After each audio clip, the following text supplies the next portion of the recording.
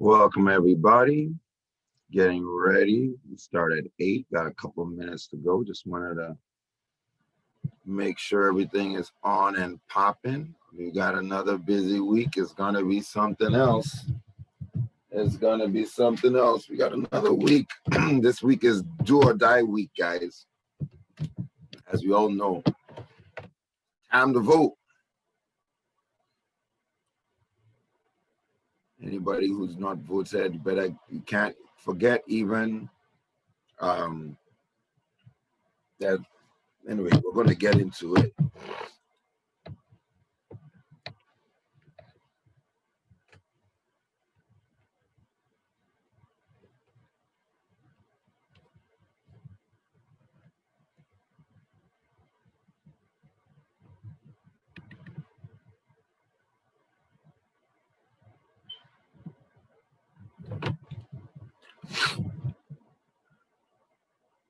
All right, almost 8 o'clock on the dot. Let me make sure my alarm, my phone is off.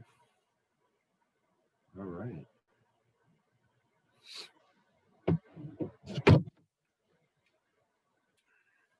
Welcome everybody to Vilage Square, the community Zoomcast, Wednesday, October 28th, 2020. It's 8 o'clock in the morning, and I'm here to get you over the hump of the week, and let's go. So, yes, and once again, we're broadcasting live on AfroSurgeRadio.com. Please go to AfroSurge Radio for all your Afrobeats needs. They are the leader in North America when it comes to Afrobeats. So I want to always thank them. So yes, Vilage Square. This is October 28th. We've got a lot to cover. So let's get right into it. The state of the village is buckling for dear life. We have an election coming up.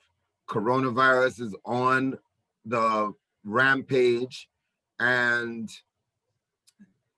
the Vilage Square is just like I said. Our state is just to buckle on for the ride ahead.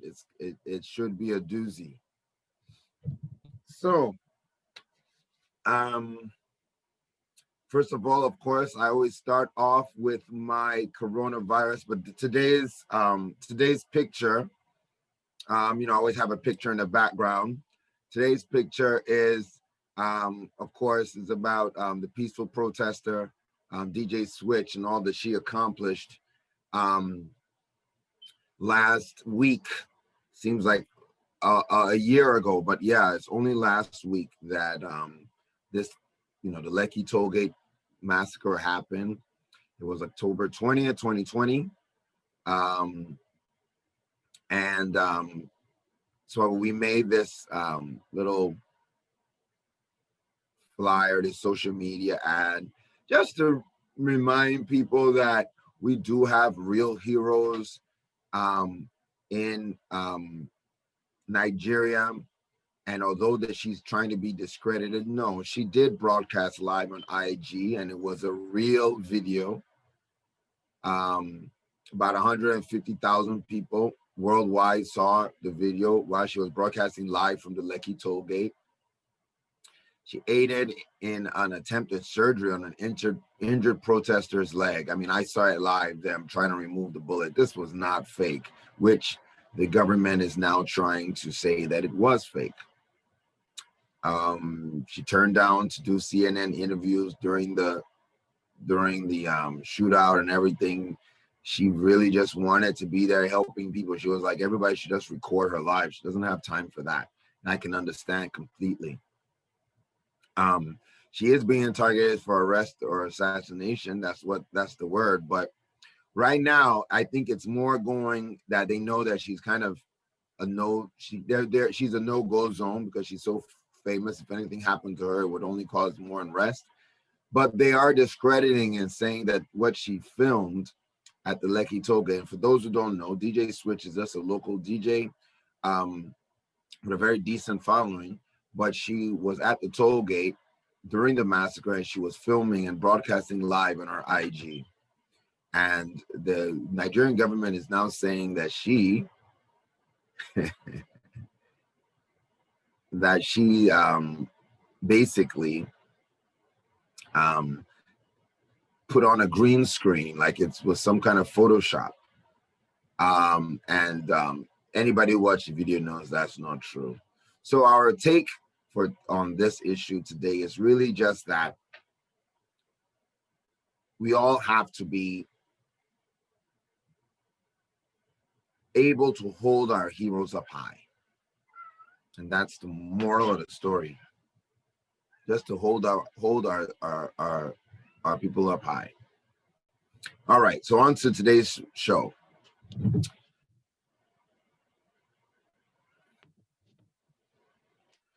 All right, so now as of October 28th, we always start off with our coronavirus updates.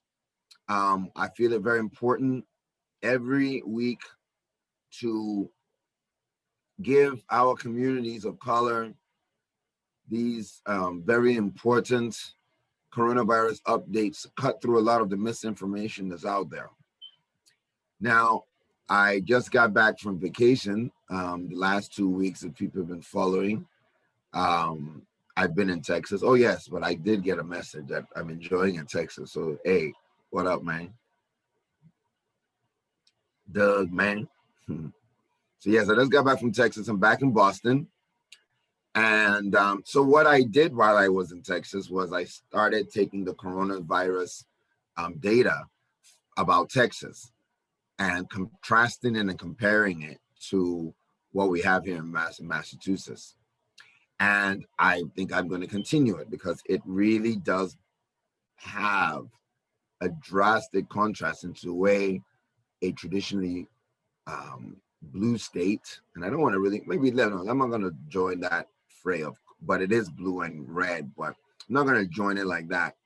I don't want, I think in this time, we definitely don't want to start politicizing coronavirus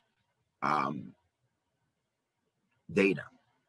But what we have, as far as the cases, yesterday, October 27th for Texas, was 7,266, up from last week.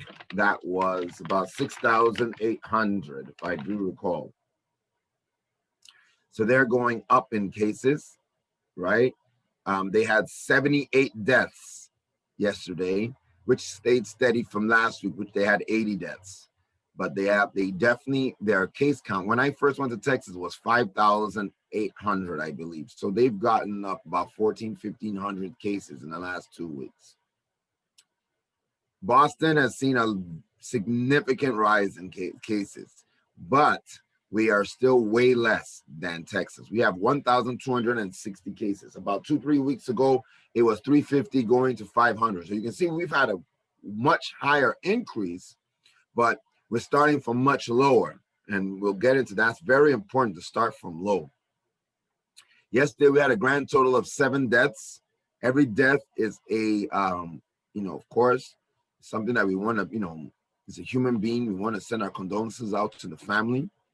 But 7 deaths compared to 80 deaths. And last week, I think we had 13 deaths. So we keep our deaths have been low, but with the surge in new cases going from like 350 in Boston to close to 1,260, that means that, it's just mathematics. In 2-3 weeks, we're going to see a surge in deaths. As far as the USA is concerned, this has been a record week. This week, we've had the most amount of cases ever. 700. We have an average of 74,000 cases every day for the past 7 days. Yesterday, we had 983 nationwide deaths. Worldwide, we have 357,000 cases, and that's a lot. In one day, 357,000 cases worldwide in one day, and also 4,624 deaths in one day. So bringing our grand total of this week to 226,000 deaths, 728. So almost 227,000 deaths in the United States of America. These numbers are getting so big, it's becoming hard to pronounce them. Very, very sad. So yeah, the second wave is here. And I heard a very sobering account yesterday on the news. And that was that people need to know what's at stake. See, starting off low is extremely high. They say, oh, well, Europe is going high and America is going high at the same time. So there's no point. There was a very big point. Okay. And the very big point is that when that is low, that means that deaths are low. So yes, we were starting out very high. That means that people were dying higher than when we were than the people than in Europe when they were starting low. So fine, they're going back up, but all that time they were low. Guess what that means? That means they were saving lives. Yes, that means that they were saving lives. So we need to save lives. And they say it's not too late, but they just say that. I think at this point, we need to be prepared for severe deaths this winter season. And what I heard yesterday that was extremely sobering was that the back end of this curve, remember it's a curve. So now we're going up the curve, right? Because we're getting more cases, it's becoming more infectious, it's colder, it's getting to it's the flu season. So right now we have a lot of spread. The disease seems to be thriving now. So we're going up the curve. The doctor said on the news that on the back end of this curve, so let's say, when we're finally, we're through this second wave, 500,000 people could be dead in the United States of America on the back end of this curve. So please let us understand what we're dealing with. That literally, for the next 2 or 3 months, we're going to have over 1,000 people dying every day. Some said even 200, 2,000, 2,500 people dying every day. Our hospitals will be filled to capacity. So if you have any other illness, you just better not have it in this time. And you see, that's one of the things about the coronavirus. Everybody, the bottom line is there may be no scenario apart from shutdown that is going to save lives, because it's just it is false narrative, I guess. I get it, it makes us feel happy that there may be some formula that we can come up with that will allow us to live some of our life, do certain things, hang out in certain places so far we socially distance, even this voting and everything. It may be that there is no formula. The only way to stop the disease may be to shut down. And that's what Europe is battling with now. The second wave is ravaging, at the beginning stage of ravaging Europe. Places like Italy are already instituting restrictions. London is instituting restriction, curfews, halfway measures. Not as far as the lockdown, because they know the lockdown would be catastrophic for the economies. And unfortunately, I just don't see these economies are in the tank, ladies and gentlemen. And I don't say that lightly. It's affecting me, it's affecting everybody. No matter what your situation is, it's going to affect you. And when it comes to so many issues of shops, people, jobs, and the economy is being ravaged because we're going to have to shut down. Wisconsin is at 80% hospital beds are taken up. That's Wisconsin. Now, if they're at 80% and it's not even November, in about 2 weeks, 3 weeks, I anticipate a shutdown in Wisconsin. People need to understand deaths don't necessarily cause, and cases as well, deaths and cases don't necessarily cause shutdowns. although they are related. What causes shutdowns are hospitalizations. Because if your health care system is overwhelmed, and it's not just hospital beds, ladies and gentlemen. It's not just hospital beds. It's doctors who are working. They're not machines. They have to rest. They too get sick. From what we're hearing, this coronavirus, you may get sick, and then your immunity will wane after a few months, and you can get sick again.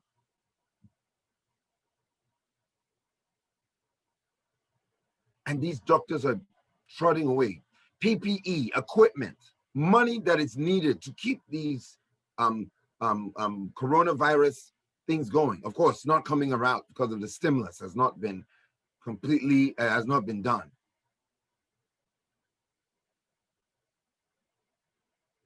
These hospitalizations are what going to cause a shutdown. When if you have a broken leg or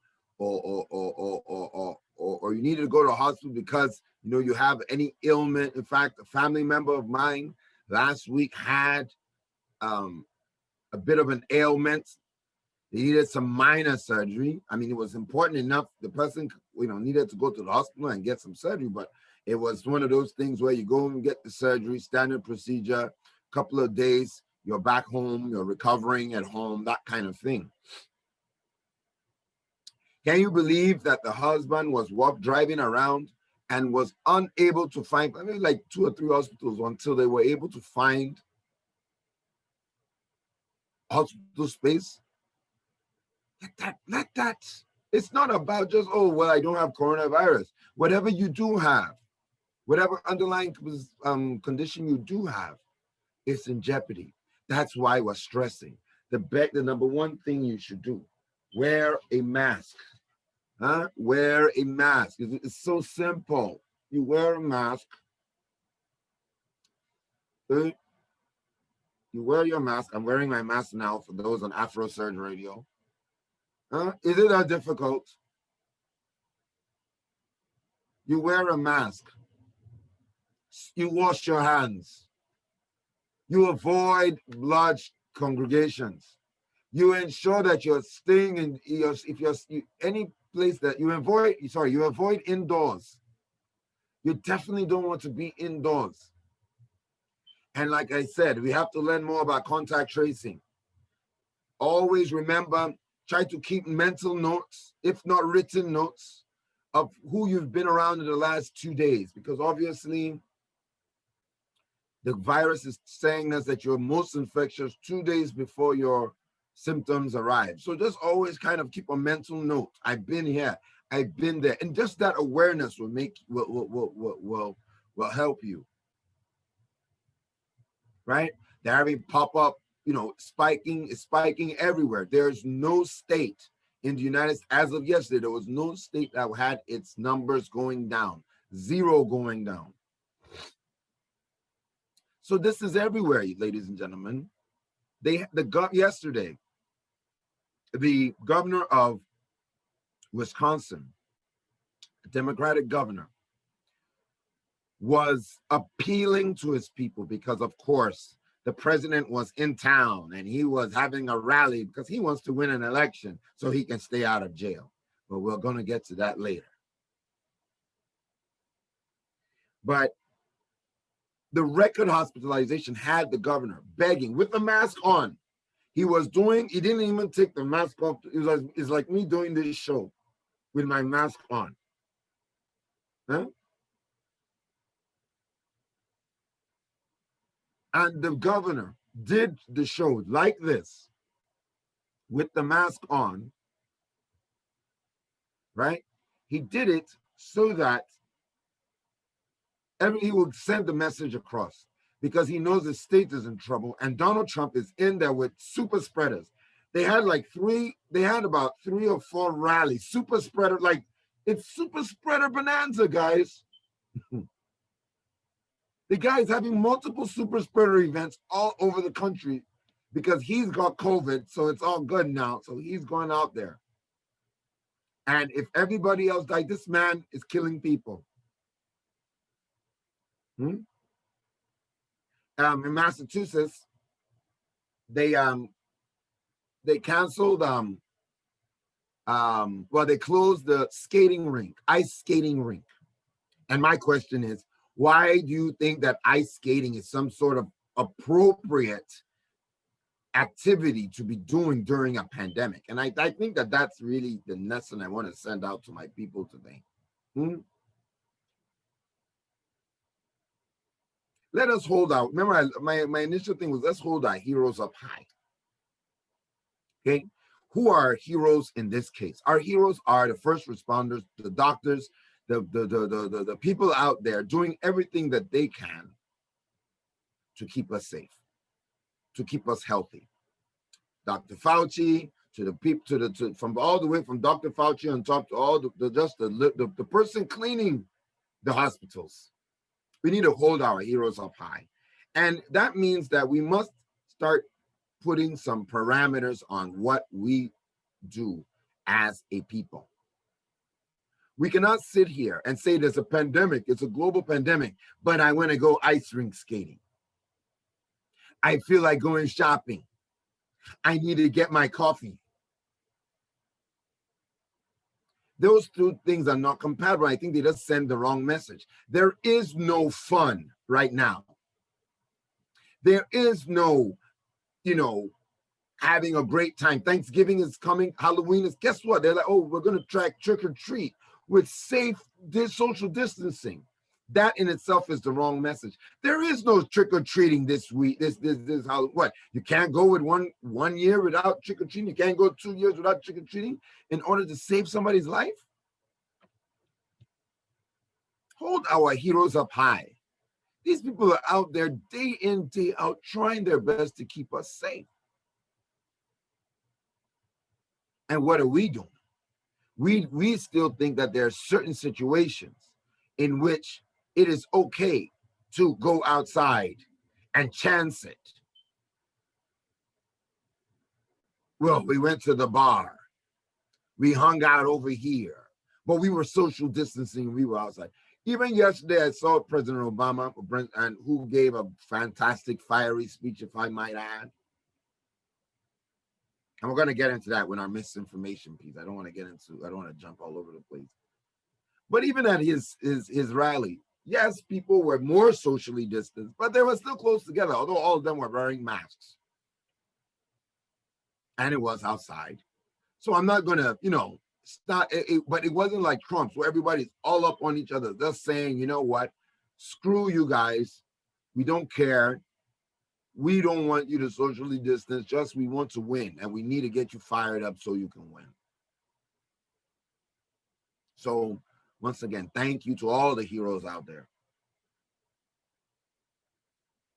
But yeah, I don't think that there's any way out.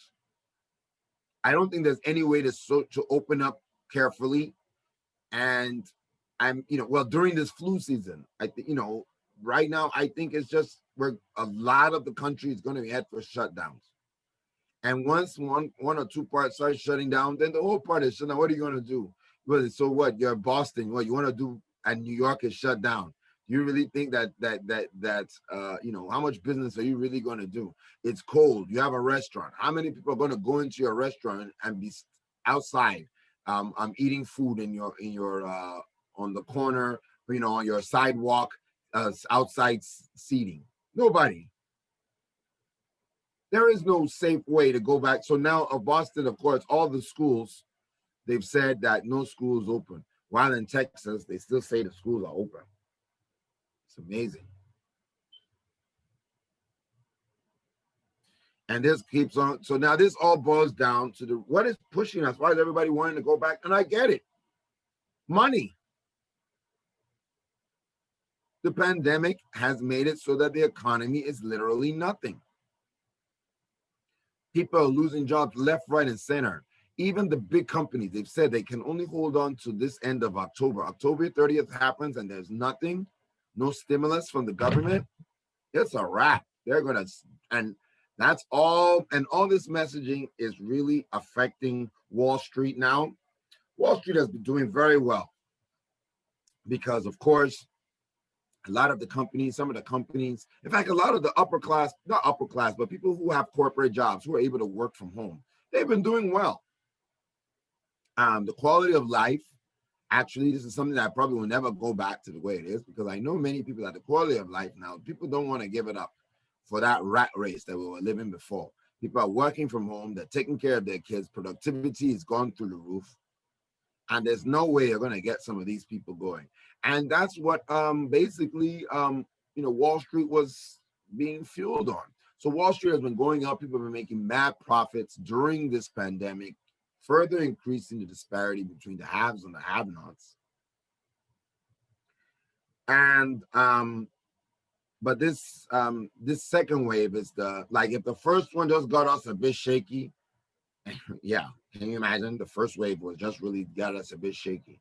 The second wave is about to knock us the F out, because this next one will be a sustained another 2-3 months, because it's going to be heavy. It doesn't just end like that. By the end of this one, we're going to have a lot of people that, maybe everybody. In fact, I have an uncle that's struggling for his life as we speak. So he's getting better from COVID. It's going to touch all of us, ladies and gentlemen. And this economy is going to make it worse. The eviction moratorium in Boston has elapsed. They're just doing a lot of education to people in regards to a lot of issues in regards to they have this education in regards to, like, trying to limit evictions. They have the landlords trying to work more closely with their tenants who are having problems.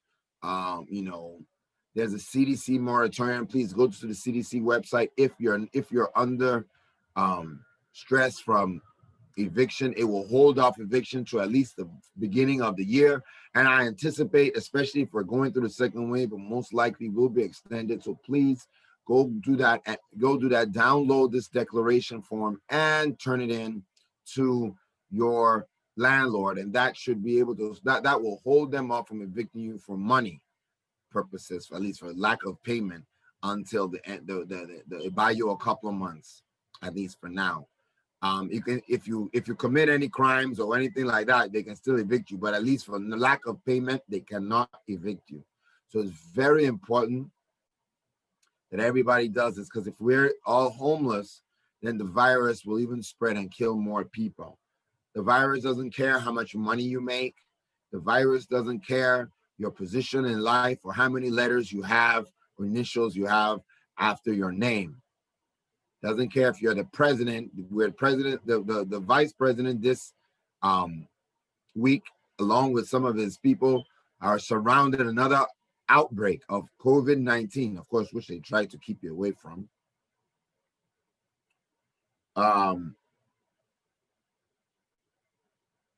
Another outbreak in the White House, and they're still holding super spreader events, the president and the vice president, so that they can win an election next Tuesday. And the funny thing about it is that their misinformation campaign is backfiring, because everybody knows, like me, like, let's say I want to take my, there's so many stories of people who did not believe in it's a hoax, is this, but the truth is catching up to them. You cannot spin a pandemic. And now people, maybe I have a friend, he married a white lady. He's an African, married a white lady. His father-in-law, so his father's younger brother, something like that, his brother-in-law, somebody anyway, they died of COVID after not believing, and they were having this discussion that, oh, it cannot happen.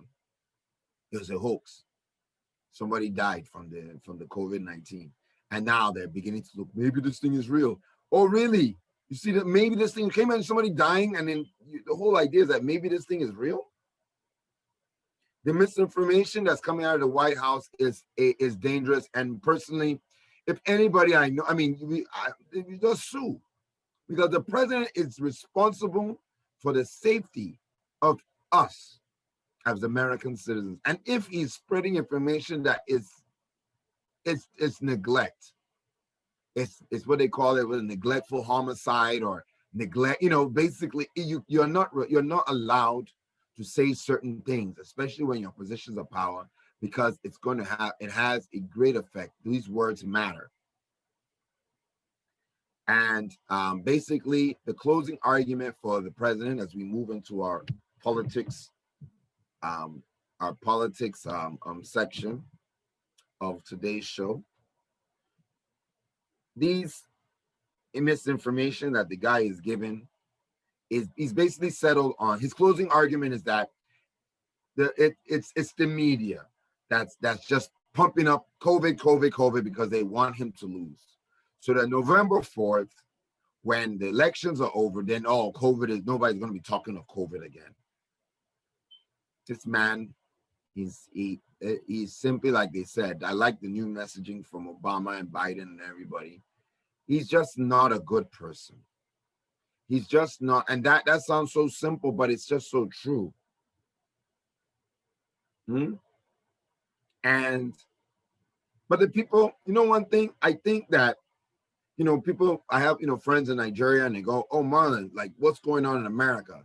What do you think is going to happen?" I think that he will be voted out, but because of this, his words are a two-edged sword. I think that's what that God said that the tongue is a two-edged sword, and this two-edged sword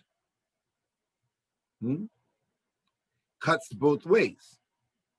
On one hand, this man feels he's bringing out all his potential voters. So, Trump's strategy is that he doesn't believe that he's going to be able to bring anybody, any Democrat or any liberal or any moderate Republican. He cannot woo them.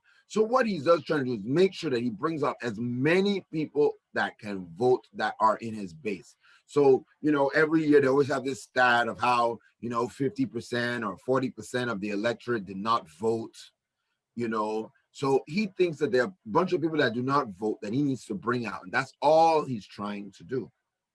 But the two-edged sword comes in that on the other side, he's scaring the American people who know that this is okay, who know that the pandemic is real, who know it's dangerous. I mean, actually, he knows it's dangerous. We all heard the recordings of him saying how dangerous it was. And it is scaring the people who know that that you should listen to your scientists. You should listen to your doctors. Everybody, I go and listen to my doctor. If I go there, my doctor says I shouldn't eat this, I shouldn't eat that. Then when I go, I leave, I start eating that because it's a hoax. He doesn't want me to vote for Trump. That's why my doctor told me that. And the misinformation is scaring the people. And that's what's making these early voting numbers. We have close to 70 million people. This is over half of the people that voted in 2016. They've already voted now. And the early voting is looking good for the Democrats. While we do not know where a lot of these early votes are going to be, but when you see it's in Harris County, that's where Houston is in Texas, or you see that's in Suffolk County here in Boston, certain locations, and you can see that, that the people that live there are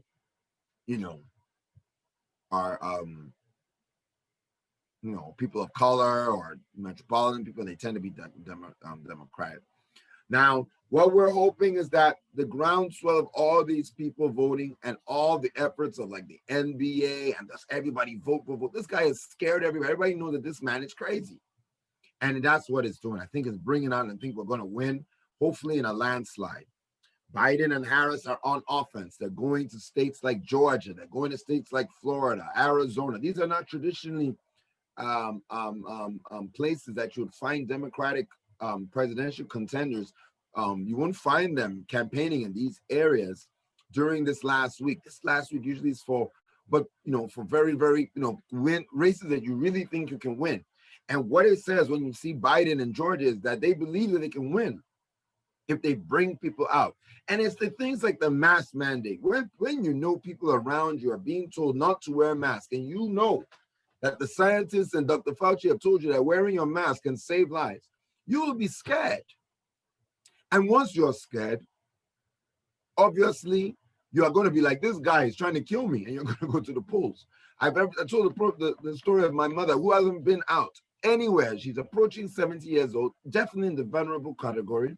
She has not gone out to pick her kids or to buy anything or to do anything, but she went out and she braved the coronavirus to vote against this man. That, let that be the story that you tell. You have to hold up our heroes high. And this guy is not one of those heroes. Obama has been speaking just so eloquently as he can, putting in a clear and stark contrast. You cannot tweet away problems. You have to solve problems. You know, you have to really be tough. It's not tough to be blustering and abusing people. And I mean, come on, is this childhood? You're calling her Kamala Harris. Her name is Kamala, not Kamala. Was it a little? See, now it's got me confused. Kamala Harris, not Kamala, like the Kamala, the Ugandan giant. That's what he likes to call her name. So childish. And that is what we have. He said that, wouldn't you like, one of the best lines Obama gave was, wouldn't you like on October 20th that we will elect a president that believes in science, that takes the job seriously, that will be the president of blue states and red states, that believes in racial equality. This is very possible. These are not even magical things. But, you know, to have a plan, that just even have a plan. What is the plan? No plan. And I don't know about you. I'm a planner. If I don't see a plan, I get scared. So saying that if we get to January 20th, you must see somebody with a plan. Somebody, look at this economic stimulus. This thing is so important, not just even to us. The government, all the Wall Street people have said, man, if you don't get the stimulus, it's a problem. The Republicans do not care. What they care about is getting that Supreme Court justice on the bench. And that is what they are concentrating their time on. And so me personally, look, guys, vote, vote, vote. And all these great turnout means that if we're definitely going to get the House, and I believe we're going to get the presidency, is the Senate that if we can get the Senate, I just hope that the Democrats will not waste this opportunity and they will correct and ram everything that's supposed to be right in this country and get it down. From everything from, it should be a holiday on Tuesday. Why should you be voting and worrying about where you work? Yes, you have early voting, but it doesn't matter. We should be making it easier for people to vote. This is the bedrock of our democracy. How can we be the bedrock, but we're making it harder for people to vote? See the lines, but I'm so proud of everybody. People are still standing in line. They know what's at stake. And that's just part of the voter suppression. I'm not even going to talk about the debate because the debate was just nonsense. The man wasn't saying anything. Although he wasn't acting like an animal like the first debate.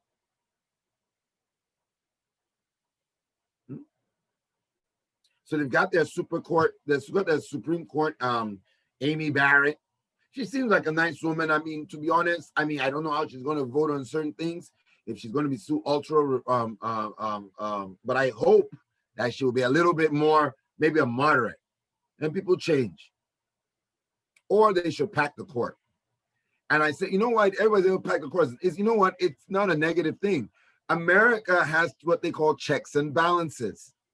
And the check on the judiciary is that if the judiciary is out of step with what's going on in the country, the check on the judiciary is that the legislature can increase the number of justices on the bench. It's part of the check and balance. So nobody should, they're going to check the balance. They're going to do because it didn't work their way. Oh, really? It didn't work their way? I don't think right now you're supposed to have given the American people a chance to vote and let the next president put in the next Supreme Court justice, just as you did for Obama, who, let's not even go, everybody knows the details. Everybody knows the deal. We're voting right now and you're putting in the guy. Not even that we even have a chance. All this stuff, like I said, is just bringing up the turnout. I voted weeks ago, October 8th or 9th or something like that. I voted. Right? And they had another super spreader in the off in the White House too because of Amy Coney Barrett. The first super spreader was to announce her. The last super spreader was, oh yes, because now she got sworn in front of everybody. The Chief Justice did not go. Big pump and pageantry, all political. It was just so sad. It was literally insanity. The White House is a hotbed of coronavirus. My house is safer. Come to my house. It's safer than the bloody it's safer than the bloody White House. Hmm? And you know what? Let me tell you something. Mitch Romney has gotten everything. If I was Donald Trump, I would not have held that. I would not have held the I would not have had that confirmation now. Because once you gave Mitch McConnell, sorry, not Mitch Romney, Mitch McConnell, the head of the Senate, the GOP Senate, they've used Trump for everything he's worth. They know he's going to lose, and they're now just standing back. Nobody is supporting him. If you watch and see who is going out to campaign for Donald Trump, it's only his close people, his family, even they have Melania Trump, who can barely speak English properly, out there giving some sort of very dry campaign speech. They don't have anybody. There are no people going out there fighting on behalf of Trump because they can't. He's toxic. And they know he is, but they've gotten what they want out of him, the judge. If I was him, I would have said, I'm not going to give you this judge unless after the election, after you guys should push me through. And everybody should stand behind me, which he didn't. But yeah, this is really going back, especially because we really need to, especially as us Black people. I'm seeing Ice Cube and a lot of other people. I saw Ice Cube's interview. He's just trying to be neutral and all this other stuff, and he'll work with anybody. I get what he's doing. But at the end of the day, these are the people. Jared Kushner said that Black people just need to want to be successful. Then they'll be successful. Like the president can't want their success more than they want Black people want their success. Now, I know I'm on Afro Surge Radio, so I will not say some real colorful language, but man, F you. That's the most ridiculous comment I've ever heard. It's because you're so privileged and the country has worked so hard to make your kind. White people from the 50s got so many breaks and socialists. If it was now, they would say it's socialist programs. The GI Bill, the New Deal. We're not even going to talk about slavery and all that. Just even the last 100 years, what you guys have gotten. And then you now want to point and say that we are now just don't want it. We just don't want it. Anyway, there's no need discussing to people who don't make any sense. But that is what we've got to work on. There's no, they say there's no systemic racism. Meanwhile, Walter Wallace in Philadelphia, Massachusetts, in Philadelphia, Pennsylvania, got shot because he had a knife in his hand. And they called, get this, ladies and gentlemen, because Philly's up in a roar over this. He got shot, and his mom and dad were begging him. His mom was begging the police, don't shoot him, don't shoot him. You know why? They didn't call the police on him. He was having a bipolar episode. He was a mentally ill man, and they called the ambulance to come. They called medical assistance, and just that some policemen happened to respond to the call. So this man got shot and killed because they decided, hey, we're going to see what's going on. They didn't have any tasers. All they had was lethal force. And this is what we're going to talk about, the NSARS. You know, NSARS is now part of our programming. I'm even going a bit over. But this is what the part of the NSARS is all about. When you have first-class policing, it means that you're able to adjust your policing and not just have everything always on lethal force. This man was coming towards them. I saw the video, yes, but he had a knife. You have guns. There's nothing this man can do to you. Shoot the man in the leg. I beg you, sit down there, I shoot you in the leg. You'll know what's going on if that's what it is. Or please, he has a knife. So what? You guys are not trained in hand-to-hand combat. You can't, two of you cannot disarm him. Fine, okay, if you say, well, so then shoot him in the leg. He's coming towards you. Then get in your car. He's not dangerous, not hurting anybody. Protect yourself. But don't shoot him dead because he had a mental anyway. This is what Jared Kushner thinks is just because we don't want to. Anyway. So quickly, anyway, we're going to go to our NSARS portion. So now every week we're going to be talking about what's going on in Nigeria as far as cultural awakening that's going on. The youth, just like here in America, Black Lives Matter is like NSARS, but the youth have taken this NSARS and they were protesting bad governance and bad policing. But it's overall, I think the NSARS really just means bad governance. But let me flip that on its head. Let's stop thinking about negative, because that's a negative way. That's looking at the glass half full. I'm not going to say that we're looking for that we're looking to stop bad governance. I'm going to say we're looking for good governance, right? So we're not going to talk about the negative that, we're protesting against bad governance. No, I want to protest for good governance, for first-class policing, world-class policing. And what we got last week, Tuesday, only a week last week, it seems like a year, was not first-class policing. It, in fact, was the same brutal policing that you see from the most degenerate, backward societies in the world. And that is what Nigeria, the giant of Africa, the richest Black nation, the most populous Black nation in the world, the most educated Black nation in the world, could not educate and properly train and properly equip and properly handle the situation of the Lekki toll gate. The politicians could not handle it in a first-class manner. And that is what we're here to talk about. They could not handle it in a first-class manner. One, you were supposed to be protecting those protesters because they have a right to protest and they were being peaceful. So you had no right to go there in the first place to remove them. You should have protested with them, protect them for about a couple of weeks. At the same time, be trying to make inroads, make them understand. And maybe we could have drawn out longer. Maybe it would have been worse. Maybe it could have been, you could not have, they would have still been protested. So what? First-class policing dictates that you must do what you can to protect them from the hoodlums.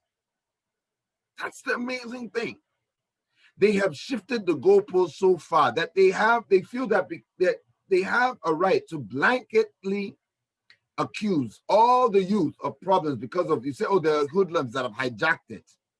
Then you stop the hoodlums. Then you're not doing your job, because if there's a crime being committed, then it's up to the police to say, not, oh, well, you people are causing it so that there are crimes being committed. I was very, very, so that's the first bit, right? That there was just the level of policing, the kind of training, the level of individual that is holding the gun. Why did they even send? Why did they send why should live ammunition be there at all?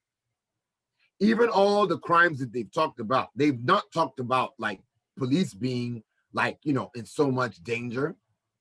Nothing that water guns and rubber bullets and all sorts of suppression. There are many other tools in the tool belt for a world-class operation.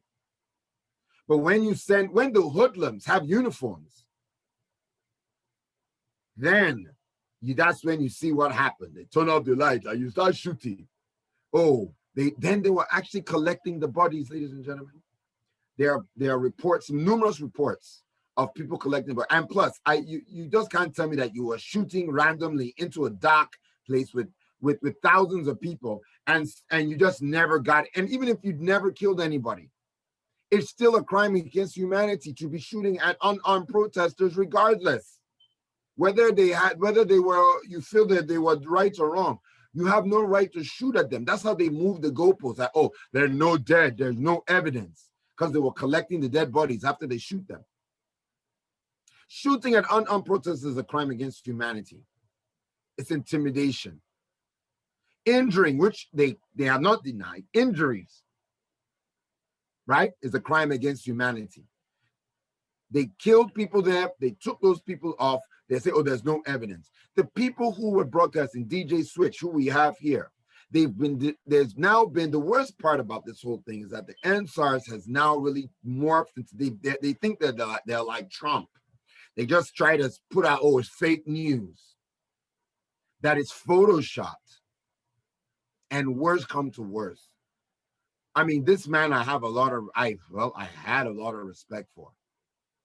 BRF, the former governor, Babatunde Fashola.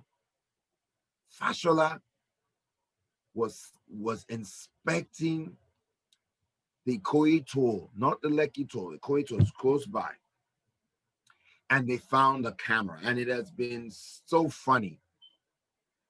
All the memes showing how Fashola mysteriously, with such skill, was able to find a camera with some quote-unquote evidence that should be able to clear what's going on around here in regards to the Lekki toll massacre. I mean, he made himself such a joke. So and apparently, like, the places got burned down. People have been passing back and forth. The cleaning, the government cleaning services have cleaned all the area, and somehow they missed this camera that the governor, during his inspection, just happened to come across. And what was so funny was this man that I had a lot of respect for the man, but I mean, I don't have any more, had the audacity to pull out a handkerchief as if to hold the camera and preserve the fingerprint evidence, as if there is this crack pot, as if there's this cracking Nigerian forensic lab that they're going to just analyze. What? Are you kidding me? That there's some sort of super lab that's going to analyze everything for us? You must be kidding. And they put all this out there and put all this fake social media to discredit the youth, to blame the youth.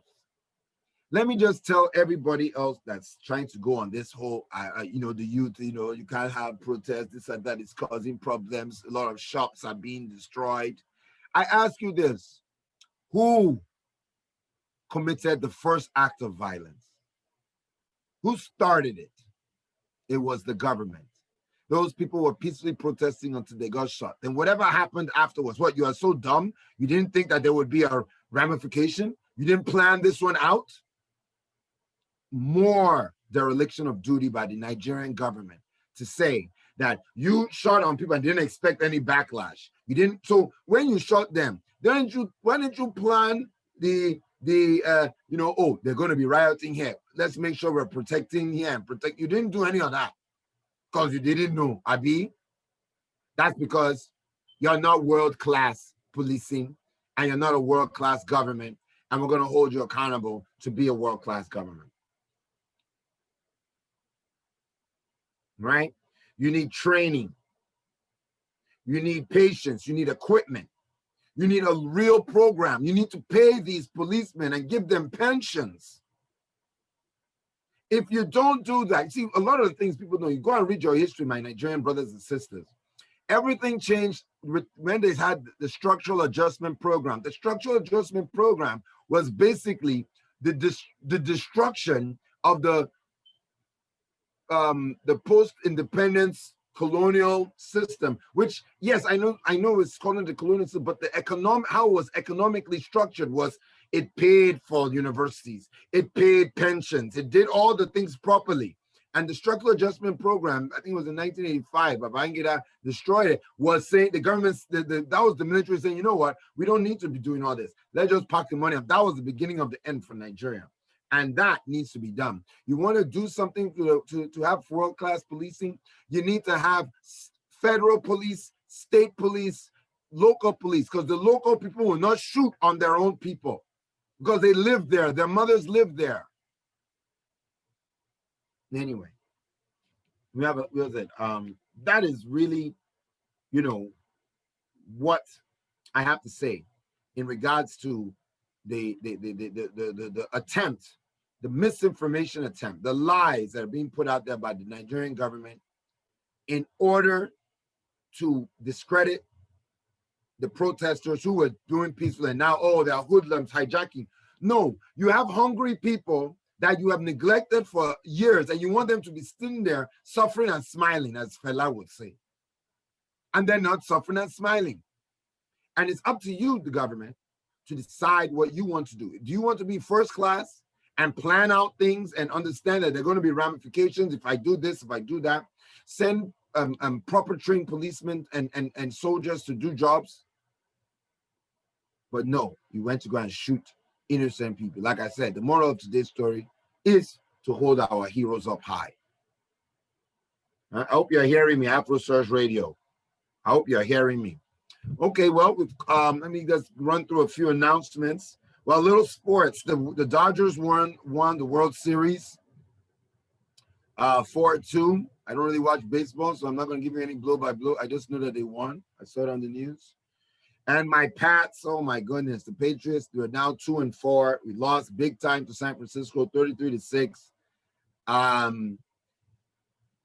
There's been a lot of issues due to the COVID and everything. Let's hope that's what it is. But people are beginning to get down on my main man, Cam Newton, but I believe that he was going to pop back. He's going to come back strong. This week, we have a lot of events. Tomorrow, in fact, the 29th, we have our Lives in Me Challenge 2020, the pandemic version. We have a great lineup of things to do, things that we're going to be talking about. We have 4 panelists. All these are my sisters.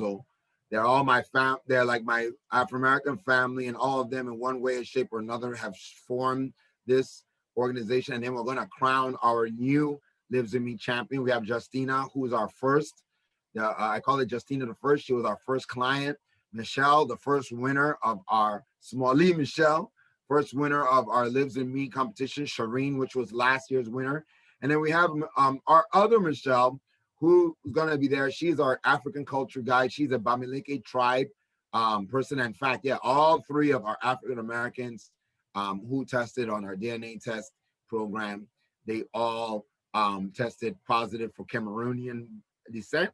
So please, hey, we're going to be broadcasting here live on Facebook, our Facebook group, Afro-American Vibes. And so our virtual, and you can get your tickets on Eventbrite, or you can join us on Facebook Live. So that's tomorrow, 7 o'clock to 8:30. Look forward to seeing you there.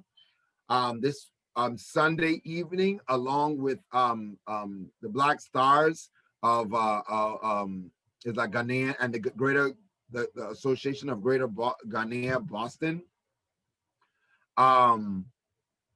We are having an event on go to Eventbrite and check us out November 1st, 6 to 8. It's called African Immigrants and Voting. So we're going to be discussing how African immigrants and the issues that surround their issues, and that'll be going on for a couple of hours. That's November 1st, African Immigrants and Voting.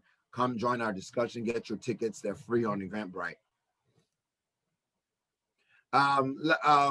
Then, of course, November 18th, we are having, it's going to be a great show. I'm very proud of this. This is our first joint venture with Old Ways Cultural Food Traditions. It's called African Heritage Cooking for the Holidays. And we are going to be preparing mafe. a Senegalese dish, sweet potatoes and peanut soup. I can't wait. And this is part of our cultural nutrition piece, really promoting cultural cuisine and the learning how to cook cultural cuisine as a way to combat some of the unhealthy food choices we have in American society. America, as we know, a very obese society. And we believe that when we return to some of our cultural heritage and roots and learn how to cook those ways, we'll be able to put a lot of these vegetables and healthy ingredients into our diet. So that's November 18th at 6 p.m. Get your tickets on Eventbrite. These are running out. So please, if you want to get it, I get it now. Afro Surge Radio. I hear you, baby.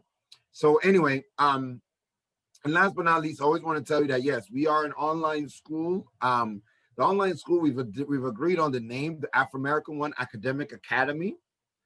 And the Afro-American Academic Academy, we teach cultural programming, Afrocentric information, teach about event planning, project management, financial literacy, and entrepreneurship, cultural nutrition, of course, pop culture, Black history, you name it. We got about 204 different classes to be able to provide to your kids. And we'll be launching that in the first, the Academic Academy, the Afro-American One Academic Academy launches in the first quarter of next year. So, all that being said, hey, next time we talk, it will be almost time to vote. We have already voted. Maybe we'll be counting the votes. Remember, this voting season is not going to be an election voting on that day, right? We're going to be counting days, maybe a few days later. But hey, make sure you vote. If you cannot vote by mail anymore. You have to go in and vote yourself, right? Because the mailing, you won't be able to get it back you won't be able to get it back in time unless it's a timestamp thing. But nonetheless, please go and vote. They're trying to stop us from voting. Let us defeat this voter suppression. Let us defeat the lies. Let us vote. A lot of things are on the ballot, including our decency and honor. Let us go and make sure, vote for the honorable candidate, and I'm sure we'll be fine. Thank you once again, AfroSurgeRadio.com. Thank you, Facebook Live. Thank you, everybody, for joining the Village Square. Like I told you, we're fastening our seatbelts and ready to go for the second wave and for the voting and for all the craziness that's going on. Stay tuned. Go to our COVID-19 Resource Hub. We'll see you next week. Same time, same place, 8 o'clock. Every Wednesday, it's the Village Square, sponsored by Afro-American Culture Initiative. Thank you, and have a great rest of your day.